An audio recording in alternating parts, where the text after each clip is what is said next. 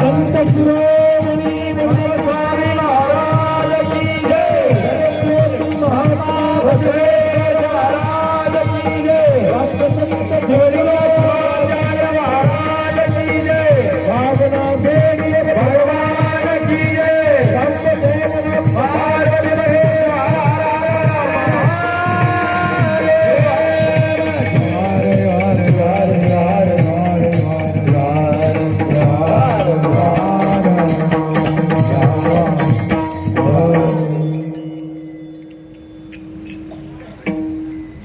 अखंड शोणम सप्ता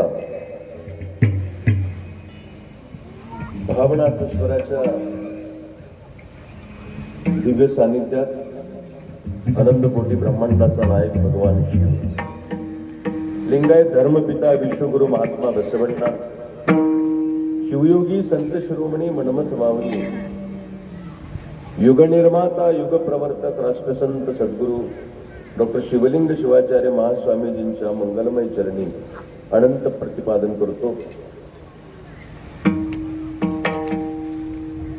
या प्रासादिक कीर्तनाला उपस्थित सर्व शरणशरणी गायक वादक, विविध क्षेत्रातील सर्व मान्यवर, तुम्हा सर्वांच्या अंतःकरणात स्थित परशिवाला अनंत प्रणिपात करून सर्वांना शरणो शरणार्थी, शरणो शरणार्थी, शुभहार शुभहार शुभहार.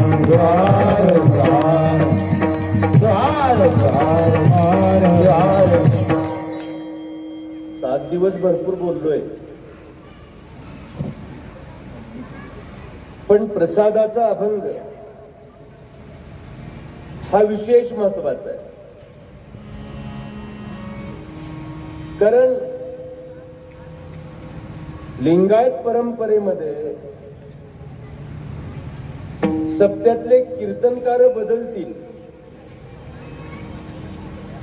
लिंगायत परंपरेमध्ये अभंग बदलतील, पण प्रसादाचा अभंग मात्र कधीही बदलत नाही. ते शाश्वत आहे.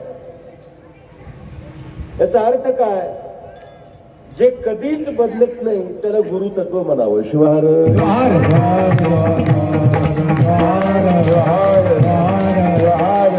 जसं सगळ्या ब्रह्मांडाचा केंद्रबिंदू सूर्य आहे किंवा सूर्य कुलाचा केंद्रबिंदू सूर्य आहे, सगळे ग्रह सूर्यावरती अवलंबून आहेत. बघा, पृथ्वी स्वतःभोवती फिरते, ती स्वतःभोवती फिरत फिरत सोबत आपल्या चंद्राला घेऊन फिरते. म्हणजे पृथ्वी स्वतःभोवती फिरते, चंद्र पृथ्वी भोवती फिरतो, पण पृथ्वी आणि चंद्र मिळून सूर्याभोवती. म्हणजे जगातले, ब्रह्मांडातले सगळे ग्रह हे सूर्यकुलाचे घटक आहेत, सूर्यावर अवलंबून आहेत. तसं लिंगायत धर्मामध्ये सगळे तत्व हे गुरुवर अवलंबून आहे. अष्टावरणातलं प्रत्येक तत्व, इष्टलिंग कोण देते? जंगमाची ओळख कोण करून देतो? भस्म, रुद्राक्ष, तीर्थ, प्रसाद, मंत्र हे सगळे गुरुपासून प्राप्त आहे. आणि म्हणून सूर्यकुलात सूर्य जितका महत्वाचा तितका लिंगायत धर्मामध्ये गुरु महत्वाचा आहे. शिवहार.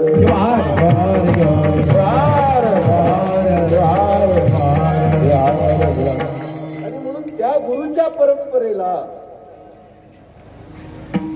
समजून घेणं आवश्यक आहे. लोकांनी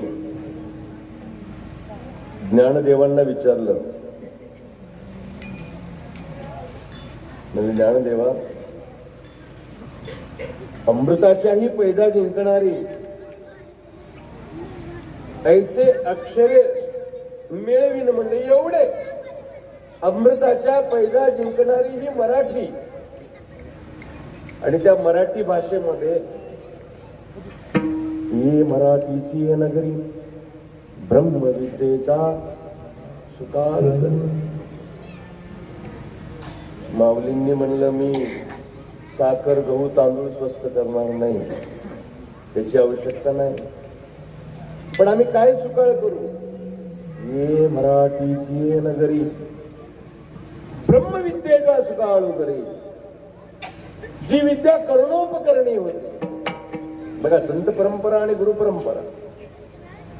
संत परंपरा का महान आहे? याच कारण आहे, पूर्वी ज्ञान करणोपकरणी होत. म्हणजे एकानंच एकाच्या कानात सांगायचं, दुसऱ्याला सांगायचं नाही, झाकून घेऊन सांगायचं होतं, कोणालाच कळू नये. गुह्य आहे, परमरहस्य आहे, कोणालाच माहिती होऊ नये म्हणून ते ज्ञान, निज ज्ञान, आत्मज्ञान, ते सद्गुरु किंवा परंपरेतून करणोपकरणी येत होतं. पण संतांनी म्हणलं जमणार नाही, ज्ञानाचं खाजगीकरण जमणार नाही. विशिष्ट जातीनं विशिष्ट जातीला शहाणं करायचं बंद झालं पाहिजे. शहाणे करून सोडावे सकळ जन. जगाला शहाणं करण्याची परंपरा संतांनी प्रारंभ केली. लोकांनी माऊलींना विचारलं ही ब्रह्मविद्या आणली कुठून? सामान्य माणसाच्या जीवनात क्रांती करणारा, जीवाला शिव बनवणारा, नराचा नारायण करणारा हे ज्ञान तुम्ही आणलं कुठून? लोकांनी विचारलं. माऊलींनी हात जोडले, म्हणजे लोक हे माझं नाही, बरं हे माझं नाही. कोणाचं आहे? हे मी कुठून आणलंय? माझ्या सद्गुरूंकडनं आणलंय म्हणून सांगितलं. माझे गुरु. लोक निवृत्तीनाथांकडे गेले, म्हणजे नाथा हे ज्ञान कुठून आणलंय? सामान्य माणसाच्या जीवनात क्रांती करणार, मी शिव आहे, मी ब्रह्मा आहे ही भावना जागृत करणार ज्ञान आणलं कुठून? निवृत्तीनाथाने म्हणलं माझं नाही, हे मी माझ्या गुरुकडनं. ब्रह्मगिरी पर्वतावर भेट झाली, त्यांनी मला दिलं. कोण आहेत? गहिनीनाथांकडनं आणलंय. गहिनीनाथांनी म्हटलं मी माझं नाहीये, हे गोरक्षनाथांकडनं आणलंय. त्यांनी म्हणलं मत्स्येंद्राकडनं आणलंय. आणि संप्रदायानं सांगितलं ज्ञानाचा जनक कोण आहे? गुरुची परंपरा प्रारंभ कुठून झाली? मानवी सभ्यतेचा जनक कोण आहे? आम्ही माणसं आहोत तर माणसासारखं वागलो पाहिजे. आणि माणूसच महादेव बनण्याची पहिली पायरी आहे. हा जगाच्या पाठीवरला प्रत्येक माणसात महादेव बनविणारा विचार कोणी रुजवला असेल तर तो आदिनाथ आहे, तो भावनाथ आहे. शिवार वैशिष्ट्य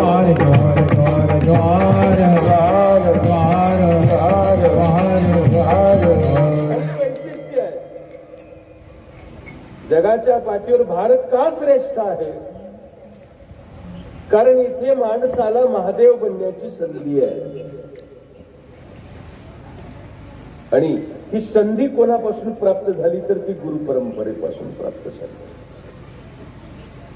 बघा, कोण दगडात देव मानतो, कोण अग्नीमध्ये मानतो, कोण पाण्यामध्ये देव मानतो, कोण जलपूजक आहे, कोण अग्निपूजक आहे, कोण वृक्षपूजक आहे, कोण आणखीन कुठला पूजक आहे. देवाच्या बद्दल माणसांचे मतभेद असू शकतात, मतभिन्नता असू शकते. उपासना पद्धतीबद्दल माणसांच्या वेगवेगळ्या मतभिन्नता असू शकतात. देव आहे का नाही यावरही मतभिन्नता असू शकते. पण गुरु असला पाहिजे की नसला पाहिजे यावर मतभिन्नता नाही.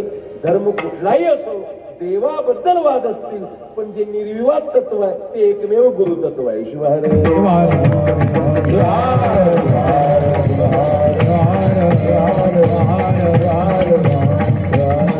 लक्ष्मण महाराजांनी आपल्या जीवनातला परिवर्तनाचा प्रवास सांगितला, अनुभव सांगितला. संतांनी एकाच बैठकीत सगळे अभंग लिहिले असं नाही बरं का.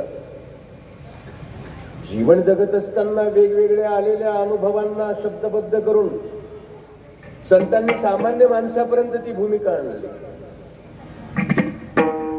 आणि कपड्याच्या दुकानात मुनीम असणारी व्यक्ती म्हणजे लक्ष्मण महाराज. परिवर्तन सांगतो मी, परिवर्तन. संतांचा देवावर विश्वास होता त्यापेक्षा जास्त स्वतःवर होता, आणि स्वतःवर विश्वास होता तितकाच विश्वास सामान्य माणसावर होता. हे सगळे विश्वासाच्या बळावर चालायला लागले, संतांना माहिती होत. दुर्दैवाने आमचा विश्वास कोणावर नाही, अडचण ती आहे. कधी कोण धोका देऊ सांगतायत ते मनात प्रत्येकाच्या किंतु परंतु आहे. बरोबर आहे, याच्याबरोबर राहतोय, पण हे पण आपल्याला कधी धोका देईल सांगता येत नाही. विश्वासच नाही. आणि सध्या तर आता निवडणुकीचं वातावरण आहे.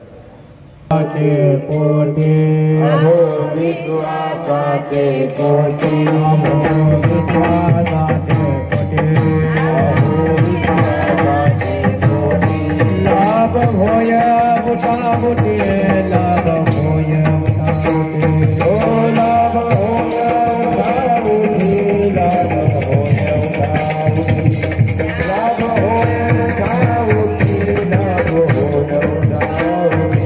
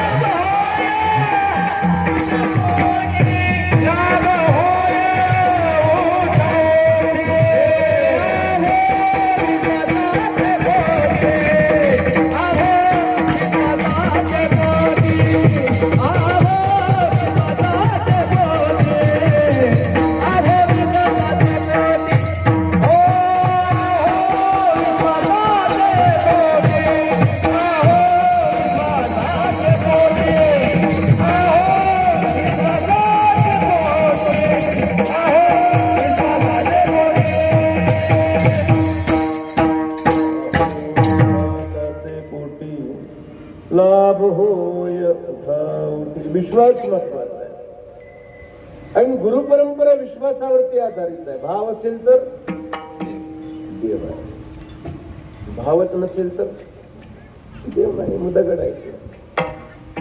आता माणसांना भाव सगळ्यांचा माहिती आहे, वस्तूंचा भाव माहिती आहे, महाराज लोकांचाही भाव माहिती आहे.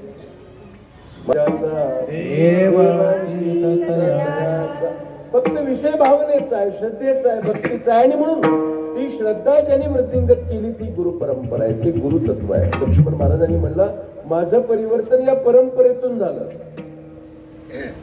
आणि बघा, याच जातीचा गुरु, त्याच कुळाचा गुरु, त्याच धर्माचा गुरु नाही. गुरुला जातही नाही, गुरुला गोत्र नाही.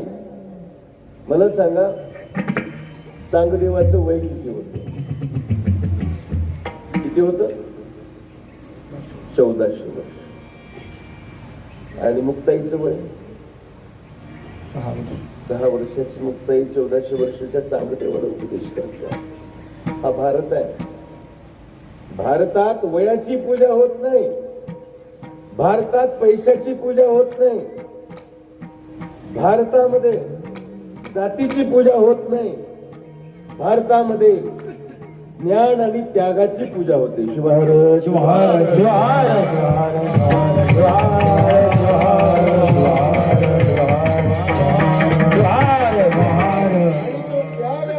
ज्ञान ज्या गुरूंकडे आहे ते लक्ष्मण महाराजांना भेटले फलसिद्धांच्या रूपामध्ये, आणि परिवर्तनाला प्रारंभ झाला.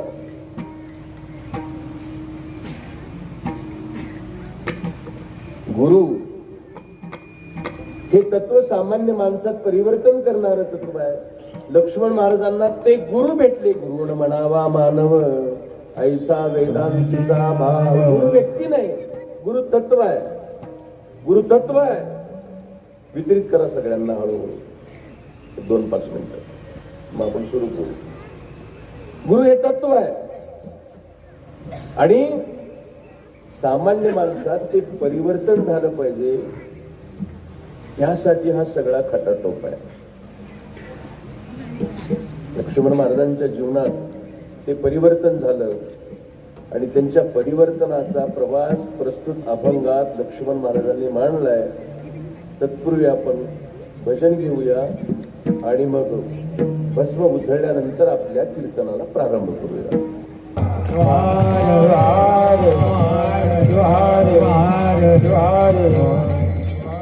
लक्ष्मण महाराजांना आलेला अनुभव तरी शाळेत केले नाही, पण सद्गुरूंची कृपा झाली. बघा, मी नेहमी सांगतो, गुरूंचा आशीर्वाद वेगळा आणि गुरूंची कृपा वेगळी.